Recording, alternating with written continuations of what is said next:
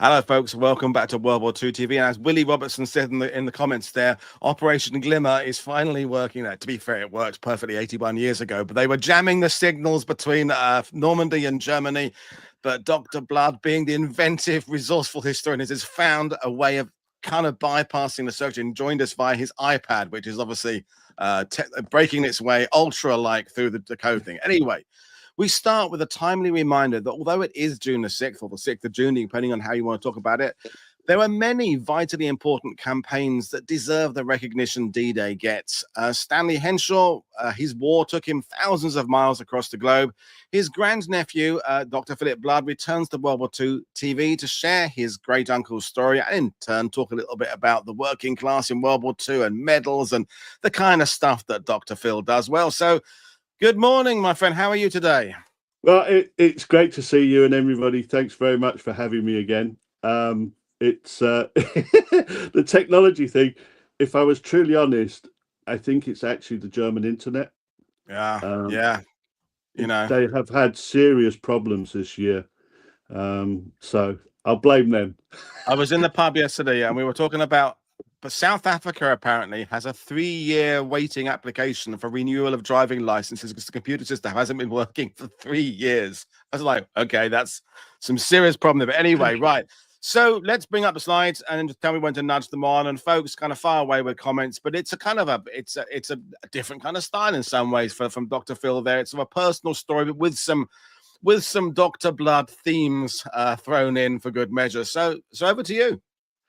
Okay, so I've called this the working class professional soldier because, well, that's what Stanley was, Stan Henshaw, my great uncle. But I think the working class professional soldier, not somebody who's just called up for the wartime period, but the actual professional soldier from before the war to after the war, is often missing in the story. And his remarkable story was in a sense a lot of reasons why I ended up in military history. And so at the very start, and I don't want to steal his glory, but at the very start, I'm talking about his influence on me and how we got to this point where I learned an awful lot about his regiment, his life, the reason why he enlisted, the wider family, and his view on life, which I suppose his daughter Andrea would say, you know, he was a tough, go ahead, do it properly kind of soldier. I would say, from my perspective, I saw him as somebody who was pushing excellence in all things. So I want to start by this slide, which is the period 1974 to 1981, when basically it was the period when I was a bit of a naughty boy at school, and Stan, amongst other relatives, all stepped in and decided that I was going to change my ways. I'd first heard Stan's story, along with all the other relatives, at my great-grandfather's 100th birthday in 1967. So I'd heard all these stories, and you know what it's like, Woody, with family. They drop a story, but they don't tell the story. Yeah, they drop exactly. They drop that, they dangle a carrot, and then they take the carrot away. Yeah. So I'd heard all these different uncles, and I don't know if you remember from the dedication in the Aachen book, I put all of them there. There were so many of them at great-grandfather's party. And great-granddad sat there saying, look, this is going to be really boring now. And out came the stories, and there was a great variety of them. But Stan's was, oh, yeah, I met the king in 1945. Sort of like, you know, okay, fine. But gradually, over time, we started to talk about things. And the things that he kind of focused on, to a certain extent, for me, as I was beginning to start studying A-levels and then strategic studies at university, was the regular soldier, the regiment in British military tradition, and all these other things. But he was also talking about military pride, professionalism, leadership, and hard fighting. And the interesting thing about those points is his view on them was radically different to the history that I was reading. So, for example, back then, these were the kind of books I had, the English County Regiments, which was like running around UK, spotting museums of infantry regiments, and trying to collect as many as possible, like a train spotter, but also became very involved in military traditions. So on the one hand, I got my little interest. On the other hand, I got Stanley talking about his things. But in the middle, trying to marry the two were these programs like Ord Wingate, which was very controversial. And people forget that there was a program afterwards on BBC in which Michael Calvert talks with the playmaker and several people. And John Terrain kind of rips into Calvert, suggesting that the Chindits weren't that good, basically. Stan wasn't very impressed because he was obviously very fond of Michael Calvert and how his leadership. I'd actually been at school studying the long and the short and the tall. So I asked him about that, and there was kind of like a grimace. Like I never ever found out whether he had actually seen it. But anyway, there was a grimace. And then there were the two books which I had. One was Michael Calvert's The Chindits, and the other one by Brett James. And so the history that Stan was telling me didn't fit the books and the literature and the culture, which is, the television programs, and nor did it fit the little books on the military museums and military traditions. So in a sense, what I was having to do is to find a different way to get to his history. And the interesting thing about his history, back in those days, you didn't have the internet, so you'd be writing letters and you never get replies. Yeah. And I've still never seen his full military record. So an awful lot of this I've had to piece together from other sources. But anyway, so if we move on. So the first stage that I want to talk about is Stan's enlistment. And it's quite interesting because when my grandmother was the record of all things, so she had all of his stories, she had all the other brothers and sisters' story. And one of the things that came up quite often was Stanley had moved to escape to a regiment because his mother was overly protective. Well, if you look at the war generation, that's his father, William, his eldest brother, Thomas, and baby Arthur is the center picture. To the left, there's Jack Henshaw, who was William's younger brother. And then there's William Henshaw, who was his father, who fought for he was ex-Manchester Regiment in the Boer War, and then volunteered in December 1914 with Thomas when Thomas was old enough to be a soldier. They were supposed to be going to the Manchester Regiment, but Thomas went to the Manchester Regiment, 6th Battalion, Service Battalion, and William ended up in the Royal Army Service Corps. Now, those notes there of their military records are based on the Manchester's honour book. There's a huge volume. Everybody's in it, all the battalions, all the men who served and died, and they're listed there. And those are the battles that my great-grandfather participated in during the First World War. Now, if we move on to the next slide, now Thomas went into the Manchester Regiment and he trained in Heaton Park, which is literally up the road from where I was born and raised. And his regiment was training at Heaton Park but up to March 1914, so they're about 3 months. And then they marched down Cheetham Hill Road, which is the picture on the top right with the large buildings, on their way to be given the salute by Kitchener. So you have this unusual picture of them walking past.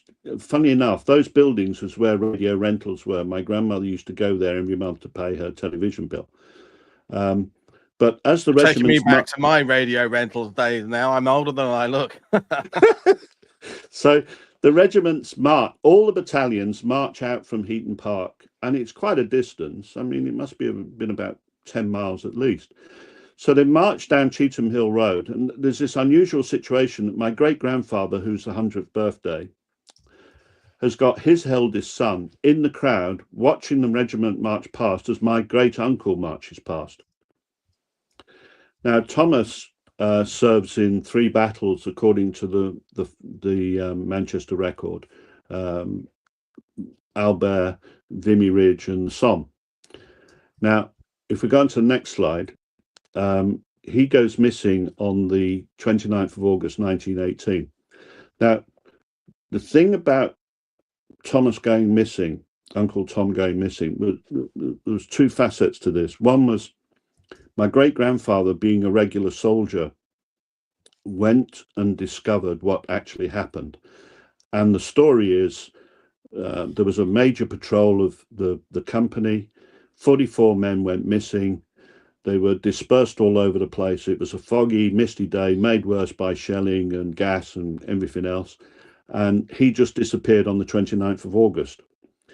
Now, that's part. So if you can imagine, my great-grandfather's come home having lost his eldest son, and his younger brother has got lung disease and dies a few years after the war in very horrible circumstances. So my great-grandmother Evelyn really did not want, any of them. And we're talking about 6 brothers now, and the daughters, none of them being in the military. Well, if we move on to the next slide. So on his 20th birthday, which is 2 days before Thomas's anniversary, Stan goes to the Border Regiment, which is as far away as he could get from his mother, Evelyn, to join the Border Regiment.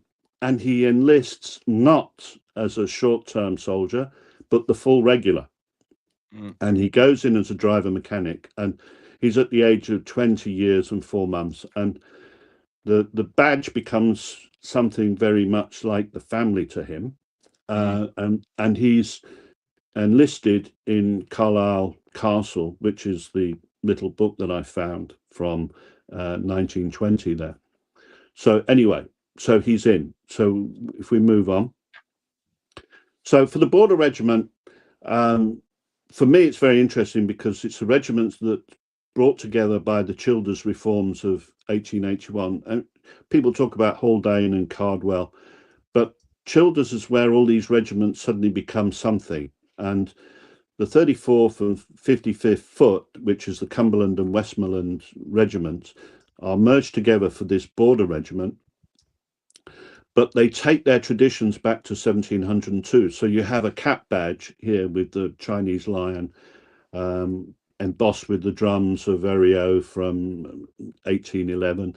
They march to the sound of John Peel, and they do have a body of literature about them, and they pretty much outstanding record in the Great War, and an outstanding record in the Second World War. But, and it's a thing you can't take away with British regiments from this period, is they have an imperial task.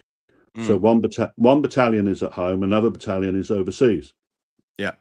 And if you look at the literature on the right-hand side, I mean, the book that I generally refer to is Tried and Valiant by Douglas Sutherland. But some of the other writers, I mean, one of the most famous ones, I suppose, is Quartered Safe from here. The chap who was, Flashman. He wrote the Flashman books. Yeah. So they have quite a record in British military culture. So anyway, if we move on. Hang on. Yep, there we go. Yep. So the regiment that Stan joins in 1934-36 period, and I'm using 1934 period because that's when the regiment is being kind of re-established. You actually see mention, if you go back to the old newspapers, the Penrith Observer and others, you will see that the TA battalions are suddenly becoming active.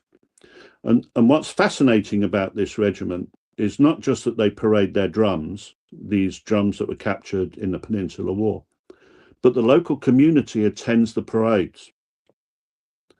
So this isn't a regiment that's just put together, amalgamated from two foot regiments, and it's got no local join. This has got a huge community behind it. And what I found absolutely interesting was that the local community was actually raising funds for the men to have decent socks, decent vests, decent handkerchiefs, decent underwear. And that's kind of been missing from the story of the British Army, especially today with all the amalgamations, where all of those local traditions have been separated and divided and lost to memory. So in 1936, he's joined an army, which is a regiment which is still wearing pretty much the First World War uniforms with the puttees. There's a lot of parade duty, but there's a lot of overseas duties as well. Which is sort of police work, isn't it? Sort of. It's that, you know, the territorial or the battalion at home is kind of receiving the up-to-date training doctrines and manuals and stuff, and then there's the TA units, but the overseas battalion, which often first battalion, but not always, they're sort of doing this police work, colonial duty, kind of. It's part ceremonial, part real, but it's I think we've lost what that whole role was of the British Army in that period. Is that, you're right, it's a part of the history that's been a bit forgotten.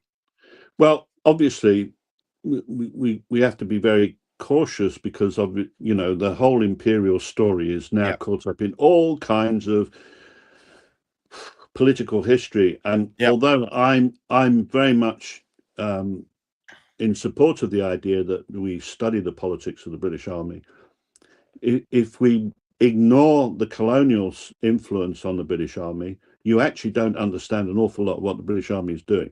And it took me a long time to appreciate the subtlety of that.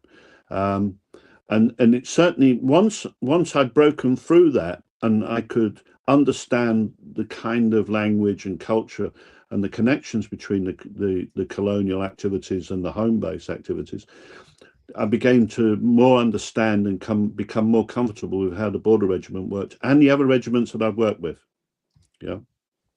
So let's have a quick gander at where Stan's going. He's literally going from UK across the empire. The only part he isn't going to is Australia and Canada, but he pretty much sees an awful lot of the world in his 9 years of service. So if we move on. So his first actual physical posting as a soldier in the field is with the 1st Border Regiment Battalion in Palestine. Now, the interesting thing about this story is it's badly covered in the Sutherland book, partly because Sutherland misspells a lot of the places and a lot of the people who the Arab revolt is about, but also because he hasn't picked up the fact that during this period, the Border Regiment is actually changing into the modern British Army that fights the Second World War.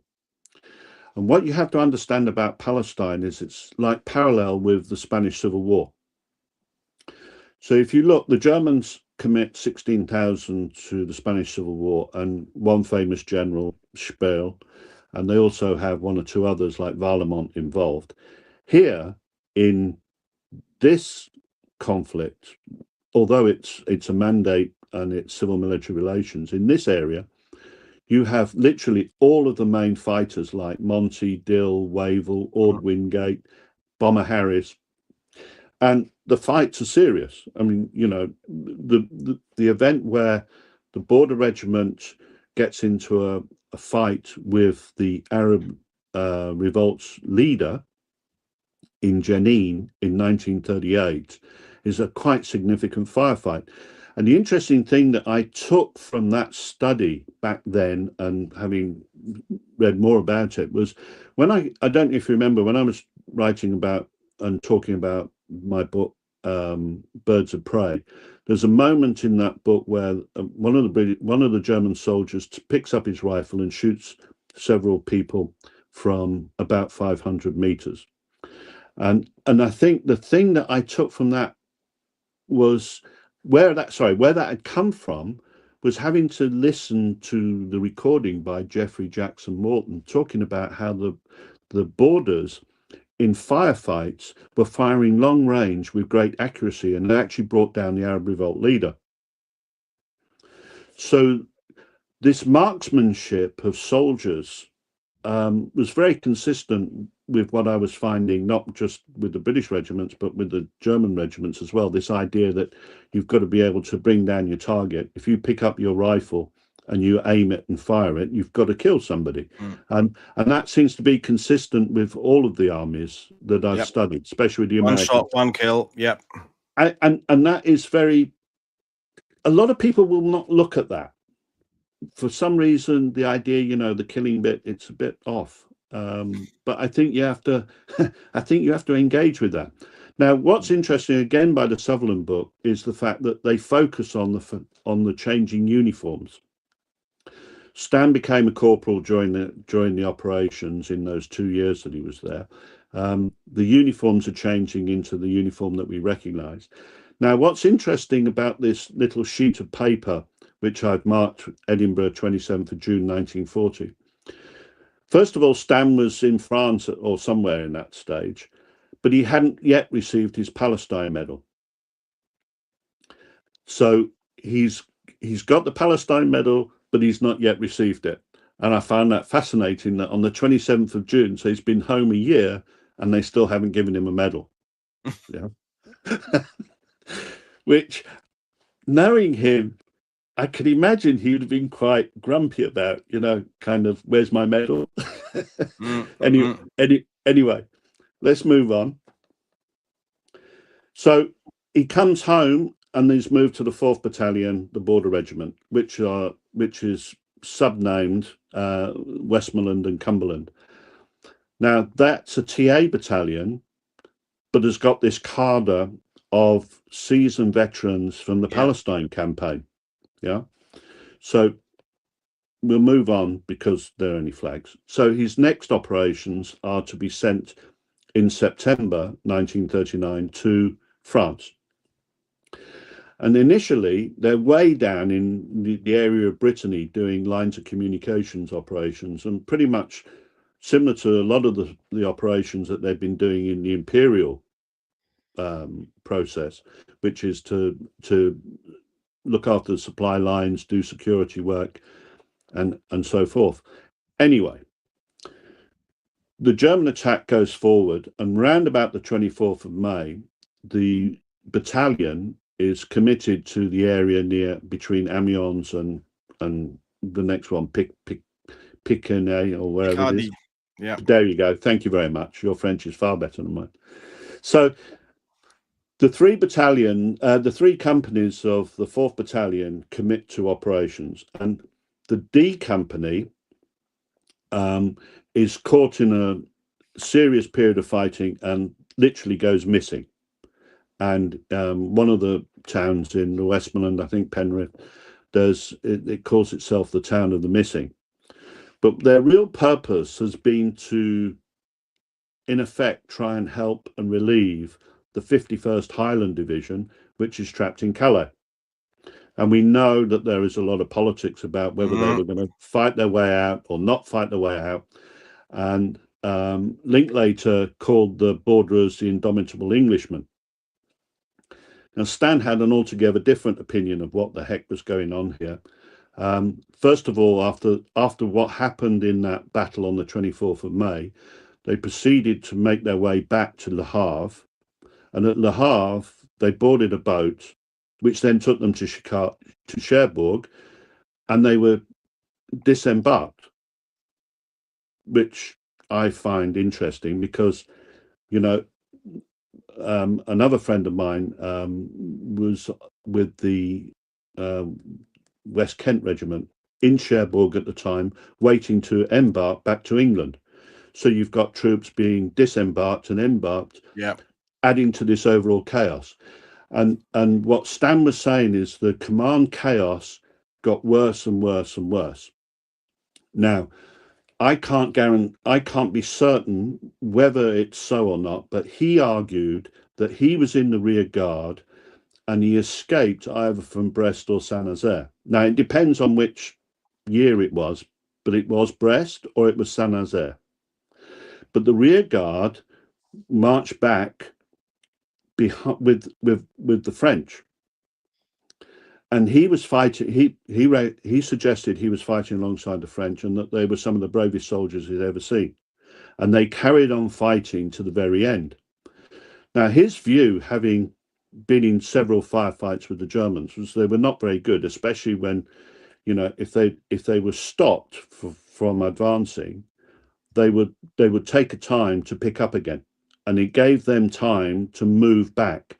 So in his opinion, he was fighting this rear fight. And I noticed Peter Hart was talking about what happened with the Norfolks at Le Paradis, with how the Luftwaffe was strafing the civilians.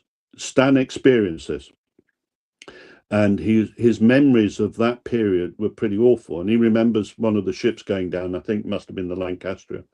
But those memories led to him eventually coming back to England somewhere between the 17th, 25th of June and the 5th of August. Now, my grandmother said it was the 5th of August. Stan first said to me it was the 17th of June, which actually was the day when they moved from from Cherbourg. On the 25th of June, according to Sutherland, that's when the regiment came home and was sent to Sheffield. So there's an awful lot of confusion. In this period, Stanley loses his stripes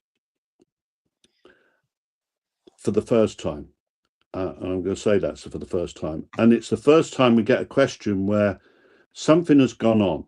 Now, he claimed that the officer in command of the rear guard wanted to surrender, and Stan refused. And in refusing, they got back. And although he had broken discipline, it was understood to be acceptable, but he would lose his stripes. Okay. It's not the first time this is going to happen. So let's move on.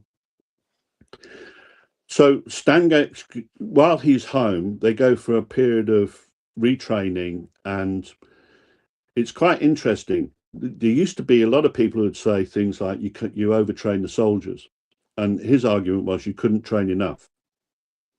And what you needed to be was become a master of all the fighting trades. So, you know, if you're an infantryman, you've got to be able to drive a vehicle, you've got to be able to use a machine gun, you've got to be able to use an anti-tank gun, blah, the whole kit and caboodle. And that was his idea. And that was constant in his discussions with me. If you're going to do something, you've got to master everything. Right? It's a bit difficult if you're going to be a historian, because there's an awful lot of it. But you get the drift. That was Stan's view. If you're going to be an infantryman, you have to master all the trades. So he takes to the training in England quite well, and they give him a stripe back in January 1941, and off he goes again. So if we move on. So they board them on the Orontes and send them in March to Suez. I've only included these here because the Sutherland book talks about the Orontes. There is a BBC People's War story about the Orontes trip. And so I just thought, you know, for people who want to know, that's what the ship looked like. There it is, coming into a harbour with a battleship behind it.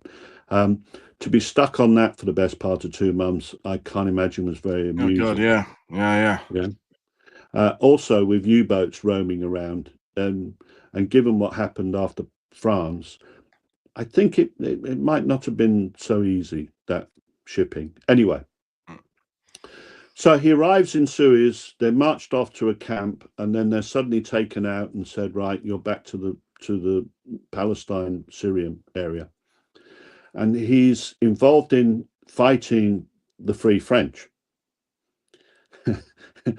And he actually thinks they're really tough soldiers, which of course I'm sure they are, and I'm sure where you live, you know their story.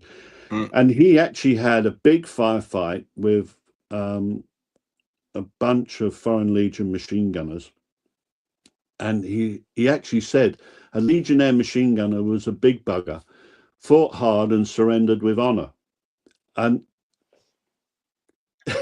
his daughter very kindly passed me these photographs he had of the camp, and it's very interesting that they've come up again with the Jordanian police on the right hand side, and a community of Arabs which were behind their old canteen. Stanley, during the Palestine Mandate period, was very pro-Arab, even though he found himself having to fight the Arab troops, the Arab revolt. He was very pro-Arab, and there was that tendency to support the Arab movement right the way through when he was talking in the 70s and 80s. Anyway, we move on. So then he gets the battalion then gets taken to go and relieve Tobruk, which is fascinating because they've now shifted from one fight where it's fairly hard fighting against the French Foreign Legion up in those mountains by Aleppo, but now he's actually fighting in the desert, and they conduct an outstanding exercise and capture about 5,500 Germans, and he's again not very impressed with the Germans, and thought the Afrika Korps weren't up to much. Now, the interesting thing that he does at this point is his brother to the left, James, who was in the 7th Armoured Division, was wounded in Tobruk. So Stan, being the kind of brother that he is, wanted to transfer. So the transfer went in, while at the same time, on the 11th of December, he was promoted to full sergeant before the battalion. Now, in discussion, that was the moment when he felt he'd reached his professional peak. Right. Yeah. That's what he really wanted to be, a sergeant in a British Army at that moment. And the back of the card of the picture with him in the pipe is actually written on the back is my grandmother's writing, because she and he were keeping this secret game going of trying to make sure via the censor that they knew how he was getting on. So he would send these pictures and she would write on the back, he was a sergeant here, and you can see he's been shifted from 8th Army to 14th Army, blah, blah. So he then is sent off in January 1942. So if we move on to the next one, and he's put on Mauritania with the rest of the 4th Battalion, and he's sent to India. And the reason why they're going to India is because it's to counteract the Japanese invasion in Burma going towards India. He's in the convoy down the Suez on the way to India. He arrives in Bombay, which is now Mumbai, and he sends his picture back to my grandmother to show that he's fully fit. All right. It's not about any ranks or anything else. It's just to show my grandmother that he's safe and well. That's the message. He's not going to write that in the card, but she's going to know what he's saying. Yeah. And that's the kind of things that they were doing all the way through the war. There was a whole load of letters, and sadly a lot of them got lost. But he was writing regularly, but every now and again he'd drop these pictures which had meaning. So you'd had the sergeant one, now you've got the I'm healthy, wealthy, and wise, so to speak. I'm just reflecting on what you said a minute ago, Phil, about the him believing that was the peak of his abilities as a soldier. And it's because now in the 80 years later, we talk about the 41, 42 era in terms of it being the kit that isn't quite up to task yet. The boys' anti-tank rifle, Valentine tanks and Crusaders rather than the latest stuff. And it gets sort of written off as the British Army isn't very good yet. And I would argue now that it's not that the British Army isn't very good. It doesn't have quite the right tools yet for the type of warfare it's engaging in. But as a as an organization of professional soldiers, because this is before the mass process of conscripting millions and going them through basic blah blah blah. That's not still that tidal wave hasn't really come through yet, is it? That's going to come later in the war. So it's interesting that the peak of when the British Army was in terms of its capability as human beings, as infantrymen, didn't necessarily coincide with its peak of the best updated equipment. Does that ring true with you? Yeah. The interesting thing about Stan was he never complained about any of his equipment. Right. Okay. And that to a certain extent supports your comments there. On a side, he's the kind of person said, a worker never blames his tools. So his view was you got the best out of what you were given. So, and at this stage, he's still using a Lee Enfield rifle. And he seems to have been quite a marksman. I mean, he's A1 fit all the way through the war. So from the beginning to the end, he's remained A1 fit. He knows how to shoot. He's achieved his marksman qualifications. Yeah. I think what you actually get here is he's fought a campaign. He's fought 3 campaigns now, plus he's been in Palestine. He's got enough lines on the bedpost to be able to say he's recognized as a standard soldier.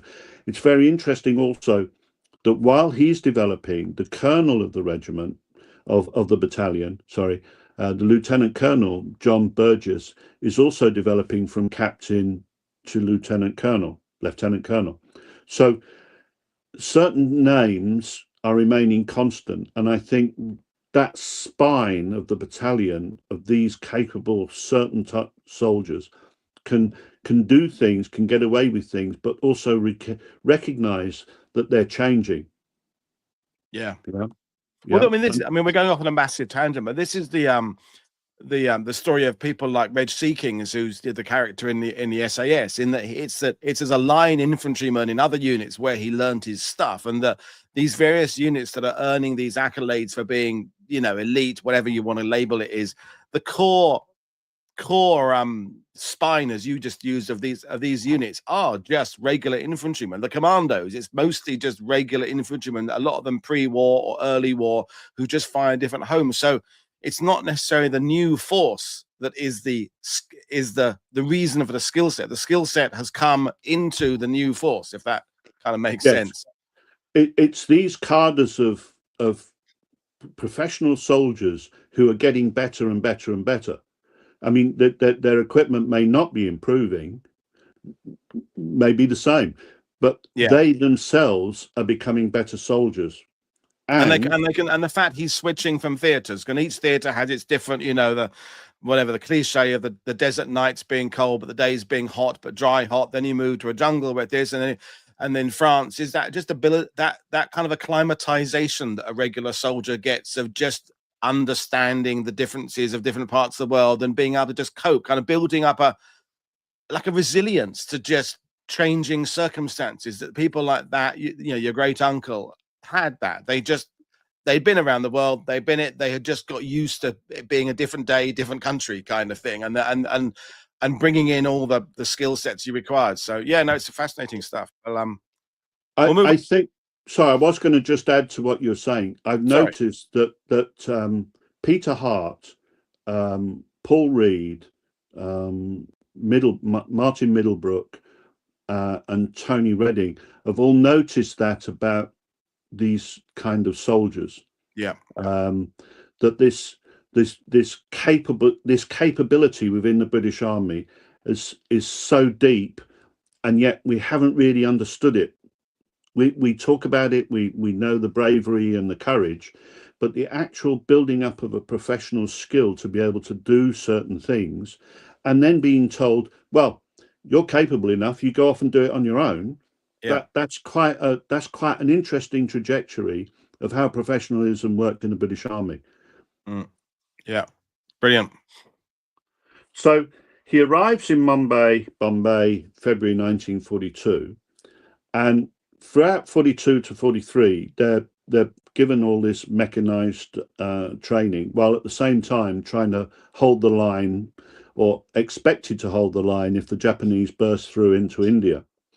And none of that happens. Now, various things happen at this time. And one of those is he becomes a private. And it's very difficult to know what actually happened. Now, Stan said to me, he became a private having been involved in a fight with the Durham Light Infantry in Mercer Matruh in 1943. I was probably Colin's granddad. yeah.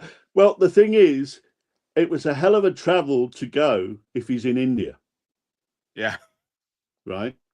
My grandmother said, no, it was a trial that they tried to run a glider patrol just to see how it was pre-becoming Chindit. And my grandmother claimed that Stan led this with a junior lieutenant, who, when the glider crashed because the tow broke early, they came down in a Japanese area. He assumed with all the wounded soldiers that the best thing to do was to surrender. Stan said no, had him put under guard, and got all the wounded out, not just the light wounded. He got them all out. Grandmother thought it was about 80 miles of trekking back into the area where the home bases were. I can't prove that story, but that was the story that was regularly told by the grandparents and by the uncles. And once, when I was in the Legion in Cheetham Hill in Manchester, somebody who'd served near Stan in this theatre had heard about the story and mentioned to me and my grandmother, while we were having a baby sham and a beer, that he was very impressed with Stan's fighting quality. So there you go. I've not been able to confirm that, but anyway, he gets back and he's busted back down to private. So if we move on. So the fourths have gone out and they're involved in fighting with the Japanese. I said 43 to 44 there because just in case this patrol did take place. Stan's only comments really about all of this period was either very favourable about Michael Calvert, less so about Ord Wingate, who he thought was a bit of a fantasist. Very, very pro the African soldiers. Yeah. Now, the problem with understanding Stan's memories is I've got no trace of the Border Regiment working with African soldiers in such large numbers. And he was saying that he fought with them. So there is some point where it happened and he was highly in regard of them, and he praised them all the time as some of the best soldiers. He thought the Nigerian lads were huge. Now you got to remember, Stan was 5'5", standing on his toes, and some of these guys were like 6'2", So it must have been something else. Anyway, the picture of the lads crossing the river, that's the 4th Battalion in the famous column 34 going down the road towards Fekadu, where there's going to be an incident. So that basically is the regimental story. If we move on. So the regiment story as it goes after the Second World War is obviously becomes a bit of a problem. And the problem stems from not that Calvert isn't a great soldier and doesn't get involved in Malaya, it's the fact that he is busted in an indecency trial in 1952. And then, of course, a little while later, Slim produces his memoirs, Defeat into Victory, and trashes the Chindits. So, of course, from a regimental perspective now, the post-war years, Stan is very upset, and a lot of the time is saying he doesn't want to go to reunions and associations until the record of Michael Calvert, the Chindits, is restored. And that was a very strong feeling. I mean, seriously strong, right? So anyway, we move on. Now, I think in 1995, a combination of Charles Wheeler and Richard Holmes, my old boss, manages to restore the reputation of Calvert in two programs. One was Burma, the Forgotten War, which came out just in time for VJ Day, and Richard Holmes, which was Tales from the Map Room, which were these remarkable studies he did using maps and memories. And they brought the Chindits back, and you got the impression, or I had the impression, that instead of having to squirrel out information about the Chindits, suddenly there was a lot more. And I recall at this stage, when I was doing my research work on the Queen's Regiment, someone produced a rather remarkable little study of the Queen's Regiment serving with the Chindits in India. So I think that was the point when we could move forward and understand that the Chindits were a lot more than just some crazy idea by Ord Wingate, and it was gangsters and blah, blah, blah, you know, all the stories we've ever heard. The Chindits suddenly became restored. Sorry. I met Australian long range, what the LRP, the Vietnam era long range thing. And he did like six behind the lines missions in Vietnam. I only chatted him for like 5 minutes, and just was quickly said to him, so where did it all start? Where did he went? Chindits. The Chindits was where it all started. And I think it's a concept. The concept was sound. The intentions were good. The men were great. But personally speaking, I don't know that the Chindits were used quite the way they should have been. And there's some planning errors and things, but the concept is clearly there. The concept and the whole and broader in that kind of hearts and minds aspect of when you go somewhere as well, you kind of engage with the locals, which became a big thing in Malaya and stuff, as you know, post-war. So the Chindits is a complicated. You can't just tie it up with a soundbite and say, yeah, the Chindits were. It's an interesting legacy. Yeah, I mean, if we move on, so this is Stan in a sense, really his view on the war and what actually happened. British military traditions were strong. When you had good commanders, you had lions led by lions. There were professional soldiers, but the thing he kept pressing was this extraordinary valor. That these professional soldiers could raise to levels of such extraordinary valor, and they were. If you just look at the lists of regiments, they would, in normal talk, just be regarded as ordinary regiments. You know, there was nothing exceptional. They weren't the Guards and all of these, the parachute regiment.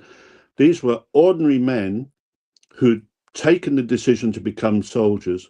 And I would say even those who were in training after being conscripted in the wartime years, after a while, they became professional soldiers. Yeah. I think, you know, the idea that they were remaining conscript, whatever, service personnel, I think doesn't really add up anymore. I think we have to accept that what they've gone through from basic training to operational training, plus back in service, plus experience of war, they've become professional soldiers as well. But it's interesting. I started this off, as you remember, Phil, with this idea that some of these campaigns are not as well known as D-Day, but it's definitely part of the D-Day narrative with all the veterans that have been spoken to over the years. Because this is a sweeping generalization, but on June the 6th, 1944, there were many more of those war conscripted, comparatively brief service, only in what had never gone overseas kind of people in the Normandy force that then gave their stories, and comparatively few of the people like your great uncle who'd been around the world already long before 1944. So I think the popularity of D-Day has sort of reinforced the idea of the civilian soldier who's in it for a few weeks and is not necessarily, he's professional, but he's not professional. that is part of the Normandy narrative, but it's not necessarily part of the rest of the war narrative. That's right. I entirely agree with you, and that's why, to a certain extent, I was very surprised when Max Hastings was making these strange comments on his podcast about the Suffolk Regiment at the Hillman Battery, and referring to the Waffen SS, making that kind of strange comment. Yeah. My view is the British Army. No comment from me. Well, I was flabbergasted, to be Yeah. honest. Actually, I was so angry, I can't, but because I'd just done this with my uncle, so I was probably even more aggravated than perhaps should have been. Books went flying. But the thing is, we've got soldiers here, but there were soldiers there. I mean, my great uncle, the one you saw, James, Uncle Jim, he was 7th Armoured Division, wounded at Tobruk, but he fights in Normandy. And he gets to Berlin, and he marches in Berlin, and he's been with the 7th Armoured Division from beginning to end. A lot of those older veteran soldiers, I mean, I remember back in '94 when the 50th anniversary was on, which is one where my tie. A lot of the actual veteran soldiers, especially from the Hampshire Regiment, were not getting as much attention, even though they'd been professional soldiers from before the war. They were not getting the same attention as the younger men who were saying, well, you know, this was my first time. Yeah. And by the time the flurry of media interest is in the war, you know, the 60th, the 70th, the 80th, all the older pre-war regular soldiers, they were dead. They were not around. I mean, so you know, anyone who went into the World War II and they were already 30, and we know a lot of them didn't necessarily have very long lives because the fact they maybe had malaria 2 or 3 times in their youth and the wear and tear on their bodies, and sometimes they went back to drink and smoking and stuff. They are the guys that die in their 60s or 70s. So they weren't even around when people started making programs about the Second World War. So it's the voices we have are not necessarily an entirely representative swathe of the voices that served in World War II. They are the voices that were around when people were asking the questions.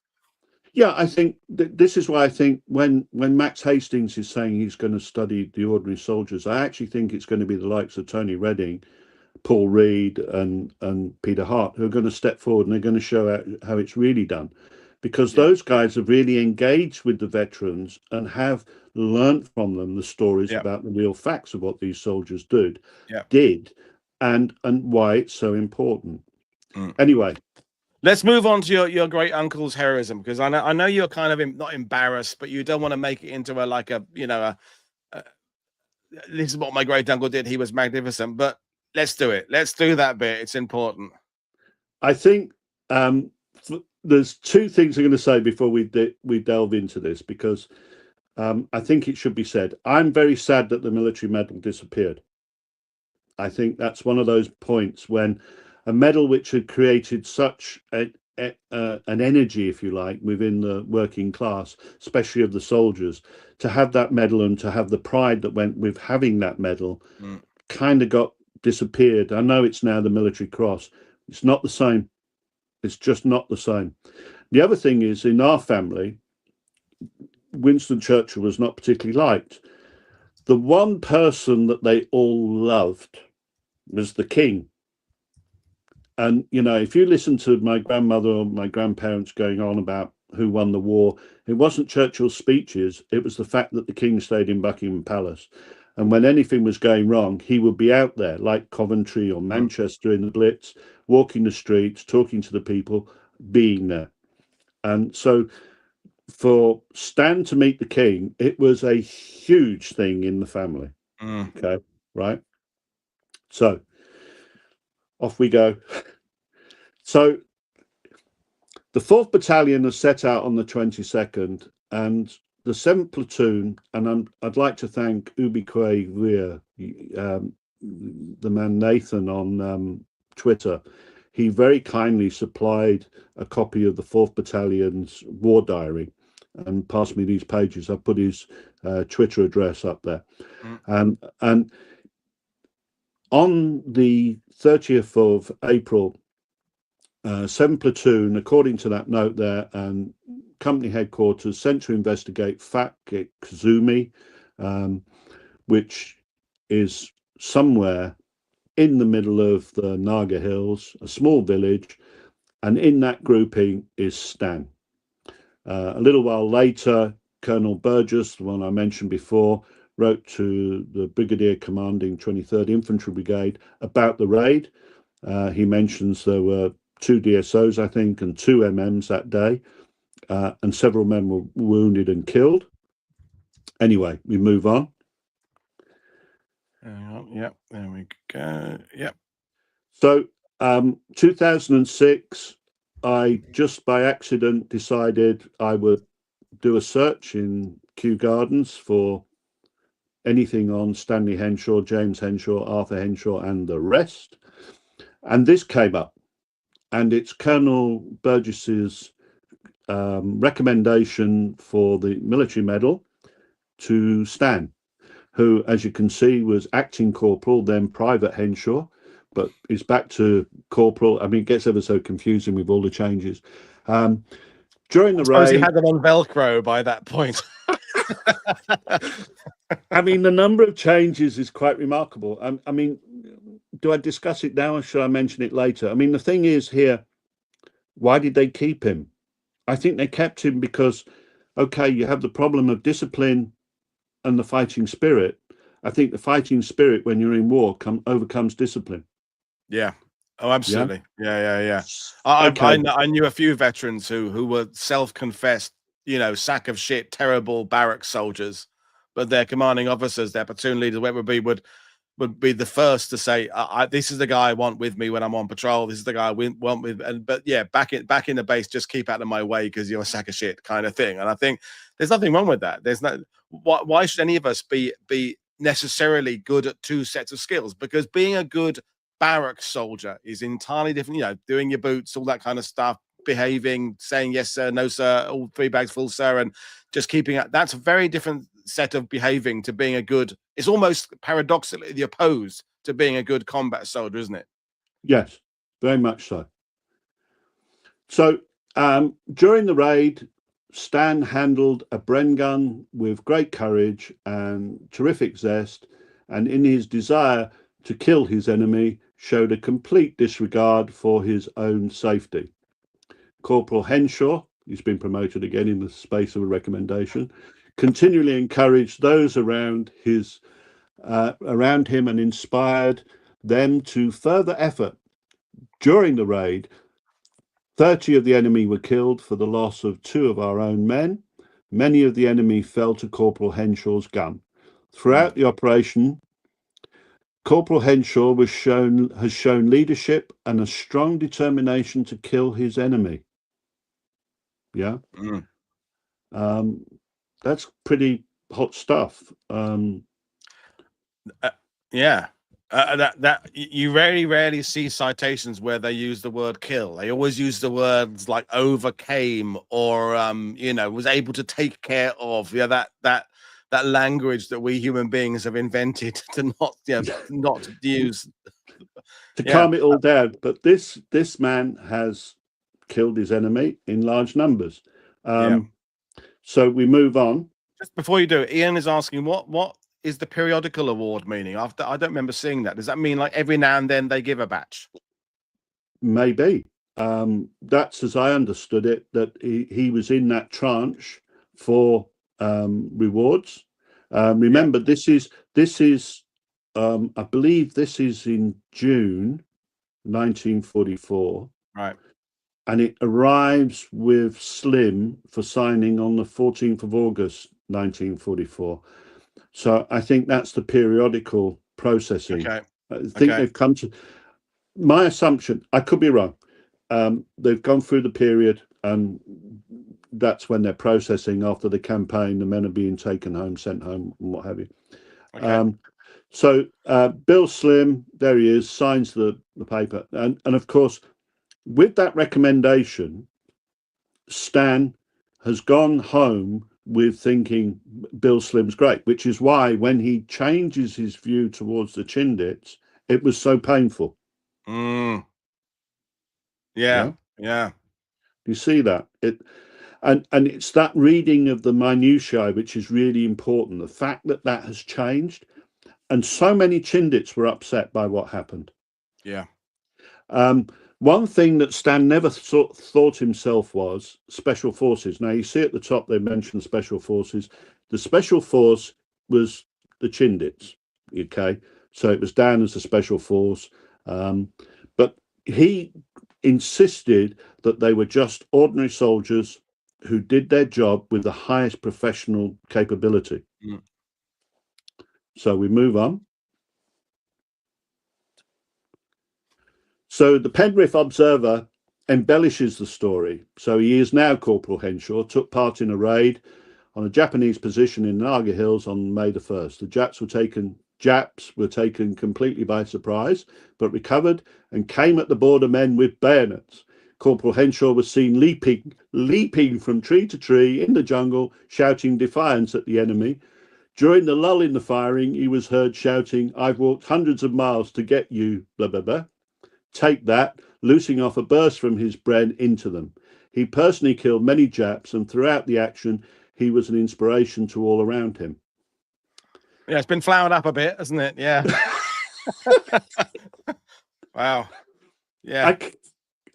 See, my grandmother tells a story that in the 20s, Jim and Arthur had Stan swinging from window to window in the house. So they had him on a rope, and they had him outside swinging, but actually leaping from tree to tree. I mean, he was 28 by that stage, very tough and wiry, running around with a Bren gun.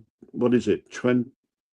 Quite heavy, isn't it? The Bren gun. I can't imagine. I can't imagine leaping from tree to tree at all. But with a Bren gun as well, it just sounds. Yeah. Wow. So off we go. Yeah.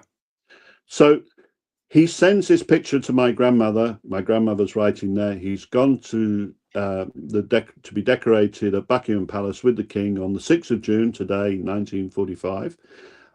He went with Auntie Anne. My grandmother couldn't leave my mother and family behind. So my Aunt Anne, who was a RAC nurse, drove him to Buckingham Palace. And the uniform, obviously, brand spanking new. But what you see proudly is the badge. He is definitely a border man through and through by that stage. But there's also a defiance in his eyes. And as you can see now, he's a corporal again. Yeah. Which is a fair achievement, I suppose. Now, if we move on. Just before we do that, he's also got the stripes have been whitened. They've used either white paint or chalk to whiten the middle of the stripes there. The collar's been opened up. That's not issue battle dress even for 1945, but he's pressed it back, and that's been the lining has been whitened as well. That's to me as a uniform guy, that's your classic old sweat soldier who knows how far to push it with the personal interpretation of uniform wearing instructions to have a bit of swag. And I bet it's been tailored at the back. I bet it's got the sewn in lines, so it's figure hugging, and it shows off his muscles. That is your classic old sweat photo. Brilliant. Excellent. I didn't know that, so that's really good to know. Good. So here's his medals, and as you can see, he's this is how I knew him on the right in the 70s, 80s. He's listed in his pay book for 7 years with the colours, 5 years in reserve. He arrived in Manchester 6 December 1945. Whether he was going to be kept on, I don't know, or whether that was because he was a regular, he had to wait before he was demobbed. My favourite picture, obviously, is with the sergeant, because that was the one where he actually said, he was a professional soldier at that stage. Yeah. Stan's giving you that look, which he would do if you asked an uncomfortable question. Lovely guy. I absolutely loved the man. He was married after the war, had a beautiful daughter and has a grandson, and he died in March 1999, sadly. But yes, an incredible career, an incredible soldier. And that, for a Brit, enlisted man, that's a pretty fair rack of medals there. You know, that you can't easily get more than that. I mean, my granddad did his 6 years, came back with 2 war and defense medals. So that's as good as you could do. Yeah, cracking stuff. Yeah, and then of course there's your Fallout page and a shameless plug for the Aachen book again, which is outstanding. And yeah, it's I always enjoy talking to you, Phil, and you'd think we would talk more about the ordinary soldier, but I don't mean ordinary. What I mean is an extraordinary soldier, because that is the British Army. That they were very good at what they did, but they made it look easy, so therefore it isn't always talked about. That just professional soldier who can adapt from, as you've said, from France to North Africa to the jungle and just do the same job, but very, very well. I think Stoicism, which was, you know, the stoic British soldier, to a certain extent has done them down. Because they're either not talking about it or they're talking up about it. I think the problem with a lot of the books that have been written about the war, especially in recent times, you get something which is supposedly about the regiment. It's all the colonels, captains, lieutenants. You occasionally get a lance corporal. There might be a sergeant, but you don't really understand the body of the men. And the interesting thing about Stan was his view was you had to protect the men. If you're an NCO, you have to protect your men. That was one of your primary goals. And that included making sure that they had top training, that they knew what they were doing. And he would reiterate time and time again, the best soldiers were those who knew what they were being asked to do. And it didn't matter what condition they were, you know. And of course, you know, you mentioned the elite forces, what came later. He wasn't exactly happy about them. You know, he didn't actually go on, you know, totally unhappy about them. But you got the impression that, you know, there was an awful lot about the parachute regiment, and of course the Border Regiment took part in Arnhem operations when the first were transferred into airborne duties. But generally speaking, the idea of these special forces, they just didn't appeal to him, because he'd been to almost every campaign of the Second World War.